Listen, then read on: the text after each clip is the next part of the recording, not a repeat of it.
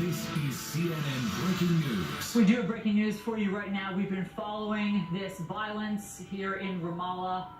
These are protests that you're seeing. These are live pictures breaking out in the West Bank following President Trump's decision to recognize Jerusalem as the capital of Israel. This comes as the top leader of Hamas calls for a new uprising against Israel. CNN's Ian Lee has been on the ground there in Ramallah for us. He has all of the breaking details. What's the situation, Ian? Allison, this is a pitch battle going back and forth. We just saw a number of people injured. Here you can see an American flag going forward.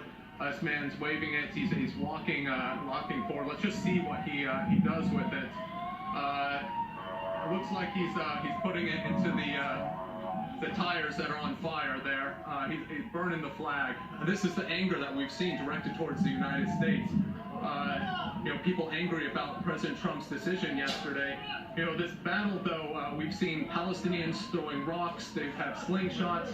The Israelis are about 200-300 meters in that direction. They've been firing rubber bullets, and earlier they let loose a barrage of tear gas, and that really sent everyone scrambling. But you can see here just people are gathering more rocks, moving forward, and throwing them in that direction. You can't see the Israelis because they're covered with this black, thick smoke. But, this is the violence that a lot of Arab leaders warned that could happen. Now, will this sustain itself? That's to be seen. But today, this is the largest protest in this area that we've seen in quite a long time. People out here, on the front line, you have men and women throwing rocks in that direction. It's a real... a lot of people are just really angry. That's all you can say. Directed towards the Americans, directed towards the Israelis. And there is some anger towards the Palestinian leadership, frustration that they don't believe that they're doing enough. But today, as you can see, they're just venting that anger, venting that frustration. So we're watching you in Ramallah. In Bethlehem, we're seeing a similar scene, but with some different equipment. They seem to have a tear gas launcher there, and what I thought was maybe a water cannon, but Alex Marquardt, our correspondent, says maybe a skunk truck where they shoot a very foul-smelling liquid into crowds and it forces people to disperse. It just went off right now. Is that are they using that type of equipment there as well, or you're unable to tell because of the black smoke?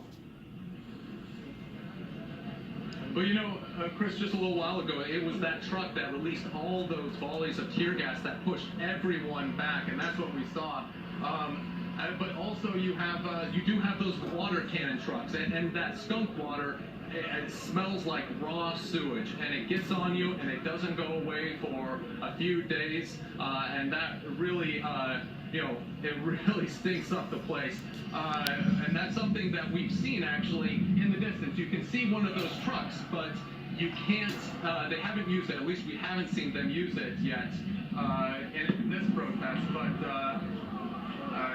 that sounds probably like that was a stun grenade. We've heard those from time to time too. Those small grenade about the size of my fist that goes off releases a loud noise.